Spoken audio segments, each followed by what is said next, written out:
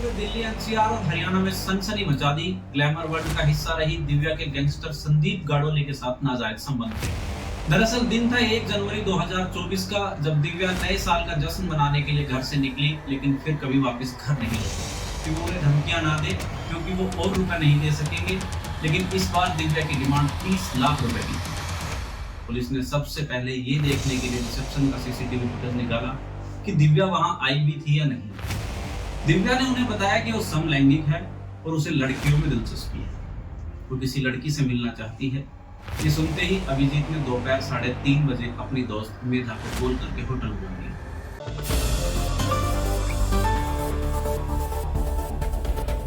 नमस्कार, आदाब, सत श्री अकाल। आप दैनिक रेडियो पर आप देख रहे हैं क्राइम रिपोर्ट्स। आज अनसुनी दास्तान में हम आपको सुनाने जा रहे हैं गुरुग्राम की मॉडल दिव्या पाहुजा के कत्ल की भयानक कहानी, जिसने पूरे दिल्ली एनसीआर और हरियाणा में सनसनी मचा दी। ग्लैमर वर्ल्ड का हिस्सा रही दिव्या के गैंगस्टर संदीप गाड़ोली के साथ नाजायज संबंध थे।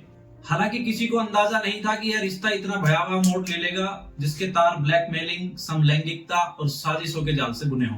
दरअसल दिन था 1 जनवरी 2024 का, जब दिव्या नए साल का जश्न मनाने के लिए घर से निकली, लेकिन फिर कभी वापस घर नहीं लौटी। परिवार की तलाश एक होटल के रूम नंबर 111 पर जाकर खत्म हुई, जहां उनका कत्ल हुआ था। कातिलों के पकड़े जाने के बाद दिव्या की लाश एक नहर से सड़ी गली हालात में मिली थी। गुरुग्राम के बलदेव नगर में दिव्या अपने माता पिता और बहन नैना के साथ रहती थी। देखने में खूबसूरत दिव्या ने शुरुआती तौर पर एक आईटी कंपनी में काम किया, फिर बतौर मॉडलिंग अपने हाथ आजमाने मुंबई पहुंच गई। चंद छोटे मोटे मॉडलिंग प्रोजेक्ट करने के बाद जब उनका मुंबई में गुजारा मुश्किल हुआ, तो वो वापस गुरुग्राम अपने शहर लौट आई। कुछ छोटे मोटे शोज करते हुए एक रोज दिव्या की मुलाकात संदीप गाड़ोली से हुई, जो एक कुख्यात गैंगस्टर था। संदीप के पिता हरियाणा पुलिस के सब इंस्पेक्टर थे।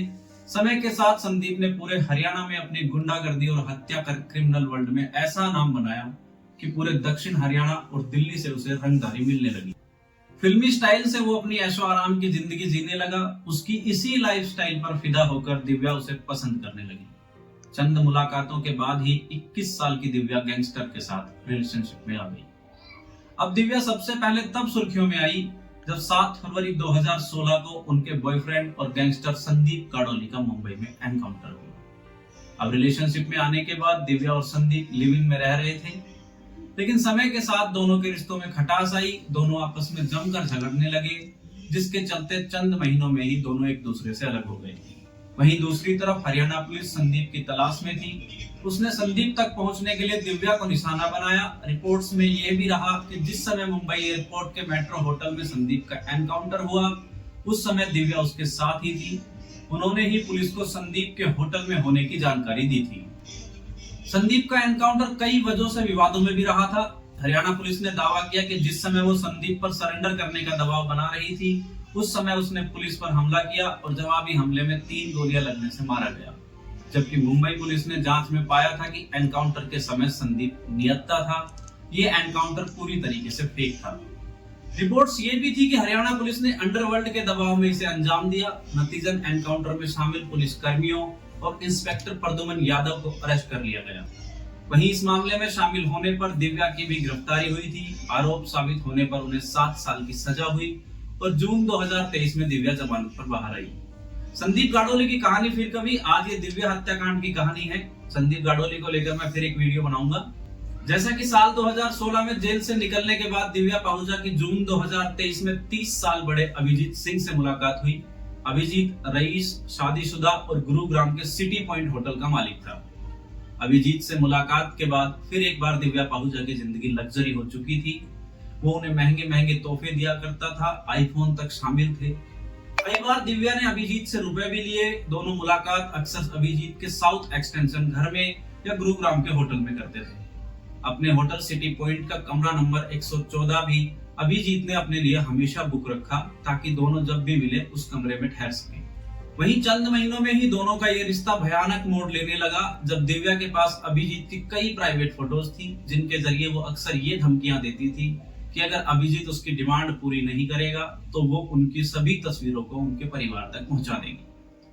अगर अभिजीत के एक्स्ट्रा मैरिटल अफेयर की खबर और उनके प्राइवेट तस्वीरें परिवार तक पहुंचती तो उनकी शादीशुदा जिंदगी खराब हो सकती थी।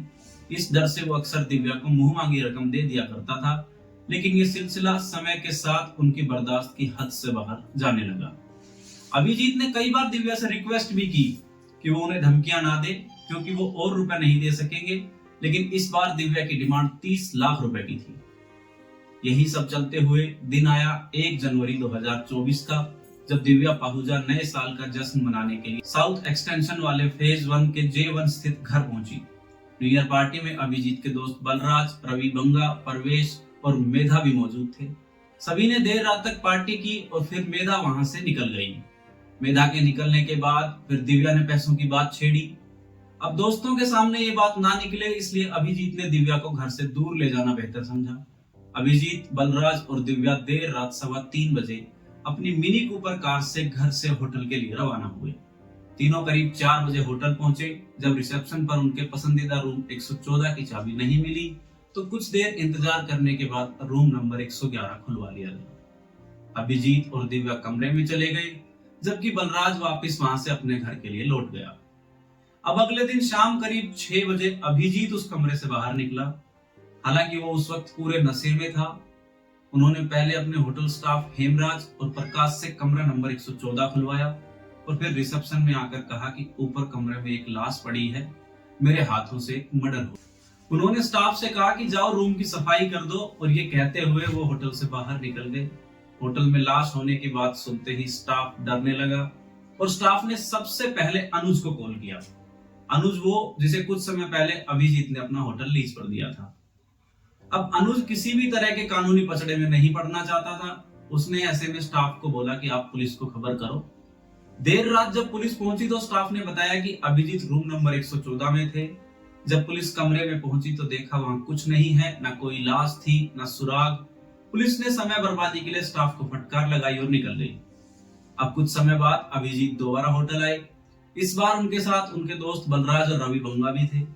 होटल आकर अभिजीत ने स्टाफ से कहा कि वो लाश को नीचे लाकर BMW कार के डिग्गी में डाल दे। लेकिन जब स्टाफ पहली मंजिल पर पहुंचा तब उन्हें याद आया कि कल रात रूम नंबर 114 नहीं 111 में थे। उन लोगों ने लाश को एक चादर में लपेटा और बलराज की कार में रख दिया। बलराज और रवि लाश को लेकर रवाना हो गए और अभिजीत वहां से वापिस अपने घर के लिए लौट गए। अब कुछ समय ही बीता था कि दिव्या की बहन नैना उनसे संपर्क ना होने के चलते परेशान होने लगी। हालांकि दिव्या हमेशा अपनी बहन से संपर्क में रहती थी। वो कहीं जाए, किससे मिले, वो सब कुछ अपनी बहन को बताती थी। 1 जनवरी को भी उन्होंने नैना को बताया था कि वो न्यू ईयर पार्टी के लिए अभिजीत के घर जा रही है। दिव्या की बहन ने जब अभिजीत से संपर्क किया तो उनसे भी कोई बात नहीं हुई। घबराकर जब वो अभिजीत के घर पहुंची तो दिव्या वहां भी नहीं थी।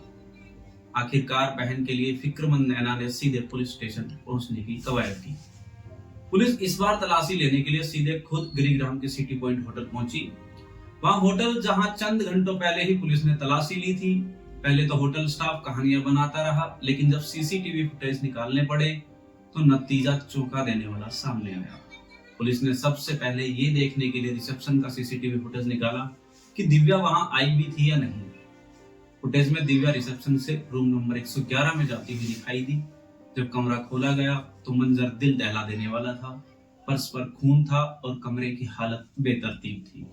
तुरंत फोरेंसिक टीम बुलाई गई और होटल स्टाफ हेमराज और ओम प्रकाश को गिरफ्तार कर लिया गया। दूसरी तरफ अभिजीत की भी गिरफ्तारी उनके साउथ एक्सटेंशन वाले घर से कर ली गई। गिरफ्तारी के बाद अभिजीत ने तुरंत अपना गुनाह भी कबूल कर लिया। उन्होंने पुलिस को दिए बयान में बताया कि 2 जनवरी की दोपहर वो दिव्या से बात कर रहा था। दिव्या ने उन्हें बताया कि वो समलैंगिक है और उसे लड़कियों में दिलचस्पी है। वो किसी लड़की से मिलना चाहती है। ये सुनते ही अभिजीत ने दोपहर 3:30 बजे अपनी दोस्त मेधा को कॉल करके होटल बुला लिया। अभी मेधा होटल पहुंची भी नहीं थी कि इससे पहले दिव्या ने 30 लाख रुपए वाली अपनी मांग फिर से शुरू कर दी। अभिजीत ने उसे मनाने की खूब कोशिश की, लेकिन अपनी बात पर वो अड़ी हुई थी।